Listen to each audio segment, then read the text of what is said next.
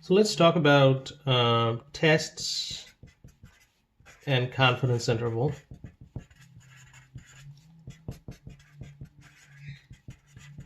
We have encountered a few of them in your first test. For example, in your test, I asked about the test 1, which is if beta not equal to 0 versus beta 0 not equal to 0. What did you do? Well, if I go to the example that I did in R, which is the faithful data set, what we have is the intercept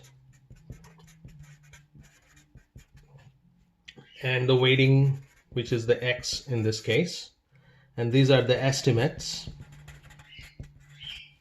the standard error, and the t-value and the p-value. So this is the table that you get from R. This is the negative 1.874. This is 0.07563. SE is 0.16. This one is 0.0022. The t-value is not important. P-value, very low. It's 2 times 10 to the power minus 16, something like that.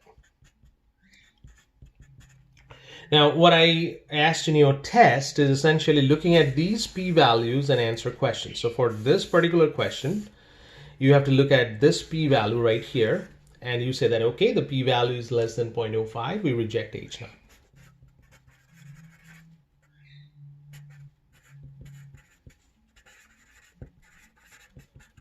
That's all good. But now, what if I change this? For example, this could be the test that I'm asking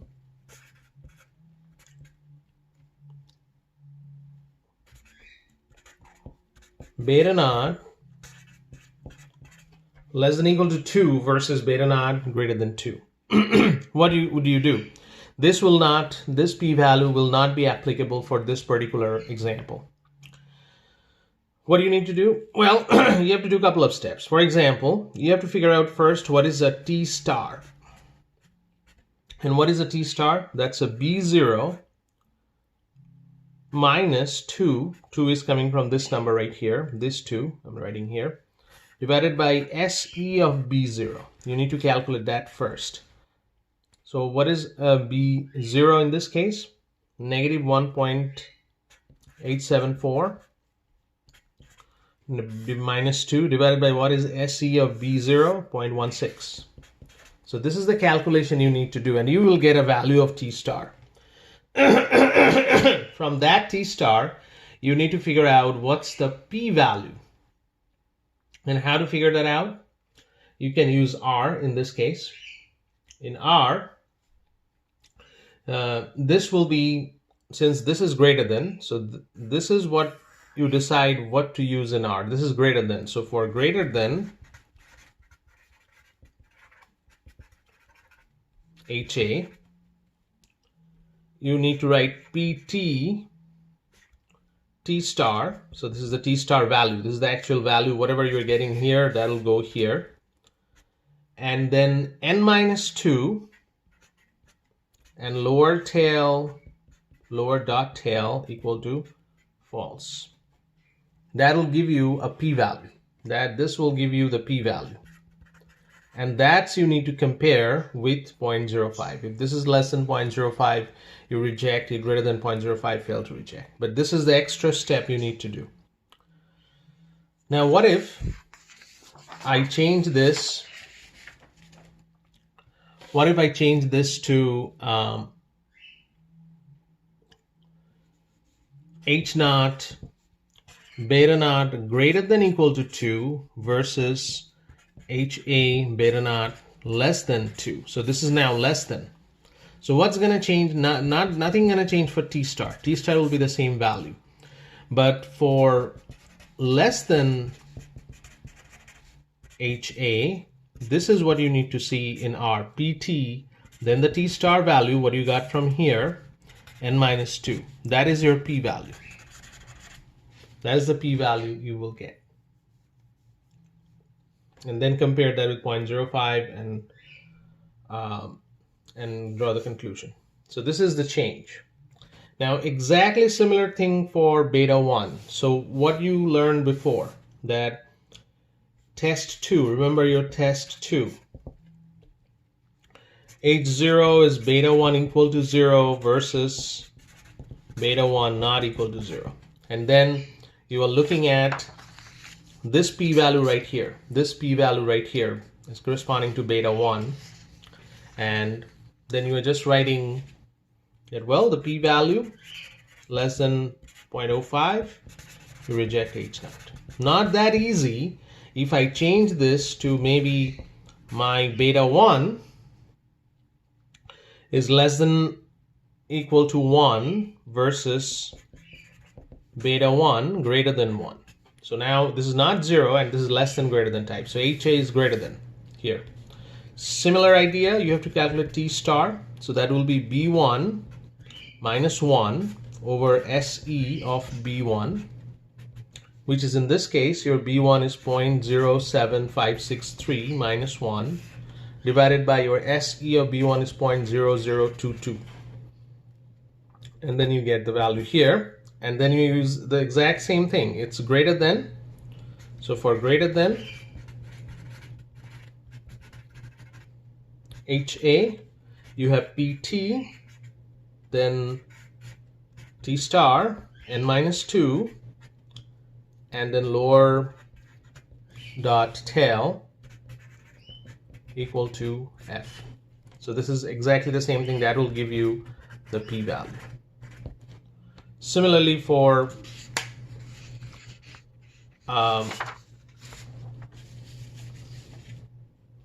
when I asked you about the less than stuff, which is the beta 1 greater than equal to 1 versus beta 1 less than 1.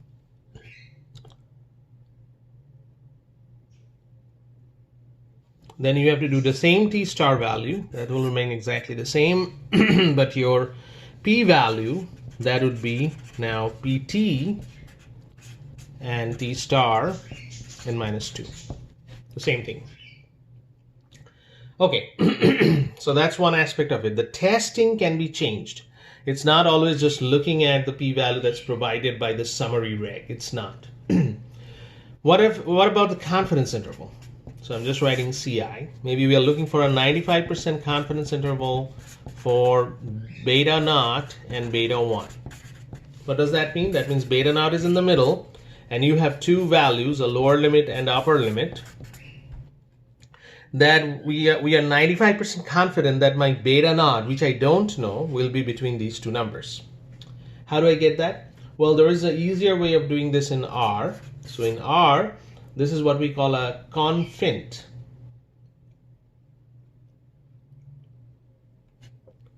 This is what you do, confint, and then reg. Reg is your, what you did by LM function. So reg, and then you write the level. So if this is 95%, then it's 0.95. If this is 99%, it's 0.99, and so on. So this will give you both beta naught and beta 1. So the similar thing, this for beta 1, I can have a lower limit and upper limit. And these numbers will be given to you directly, right here. So that is the confidence interval for beta 0 and beta 1. There is one thing here. Say someone is asking this question. Without doing a test, how can you reject H naught beta naught equal to 0 versus HA beta naught not equal to 0? Remember, the test, we are looking for the p-value here. For this particular test, we are looking for the p-value, but somebody saying, no, you do not have to do a test. Can you tell whether I can accept or reject H naught? Yes, you can from here, from the confidence interval.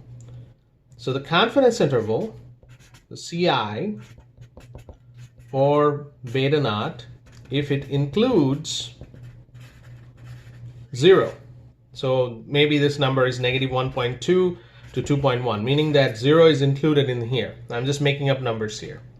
So 0 is included in here, meaning if it includes 0, then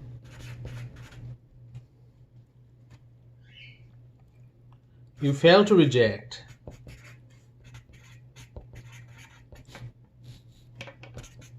H0. Then you fail to reject H0, meaning your H0 is true. If this includes 0, then your H0 is actually true. So this is, without doing a test, you can tell whether you can accept or reject the hypothesis, but it's only true for equal to sign. It's not true for less than or greater than. Remember that we did a less than 1 or greater than 1 type problem. You cannot tell. You cannot. This is only true for 0. Let's see what else here. Now, what's the main purpose of doing regression? What's the main purpose?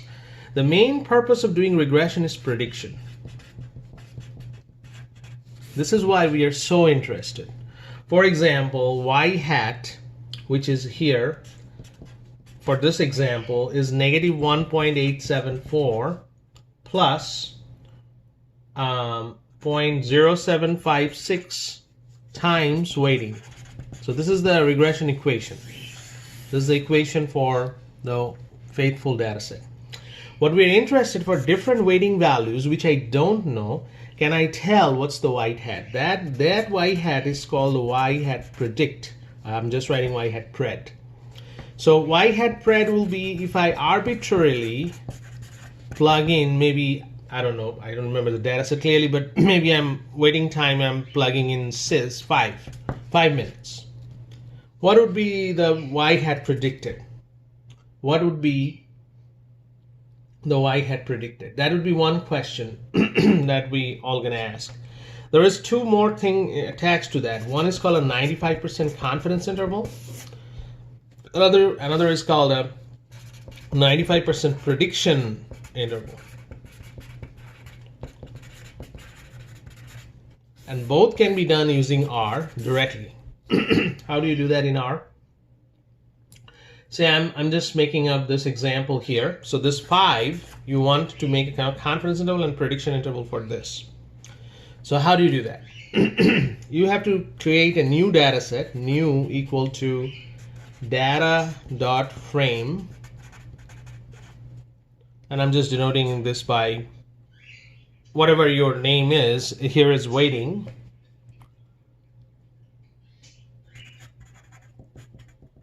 Equal to 5. Your function is predict. Predict reg, comma, new, which is this one, comma, and then se.fit equal to true, comma, then interval. And here you specify whether it's prediction or confidence. So I want a confidence, so I'm writing confidence within parentheses. And then the level. If you want a 95%, then it's 0.95. If you want a 90%, it's 0.90, and so on. So the level is, so this is the function. That will give you the predicted value, the range. This is for 95% confidence interval of y hat pred. Because I don't know y hat pred, I want to know what would be the lower and the upper limit. Similarly for prediction interval. Prediction interval is not going to change much. It's the same exact feature, the predict function. Exactly same thing that what you are doing before. Only one thing is going to change. And that is the interval. The interval here is prediction.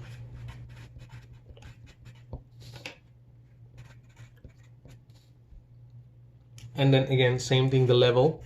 If you want 0.95, then it's 0.95. So this is where it changes.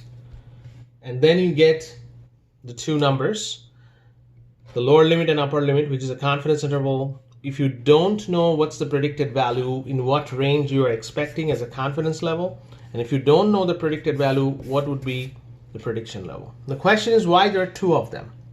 Confidence interval is something that we sometimes use for the known value. So we know a value, we are confident that it will be between these two numbers. For the prediction, I totally don't know. Then prediction interval will be a predicted lower limit and upper limit for this. I think I covered mostly what you need for the next homework, but if I remember something, then I'm going to add that for the next lecture. But for now, I think you are set to do at least a couple of problems there.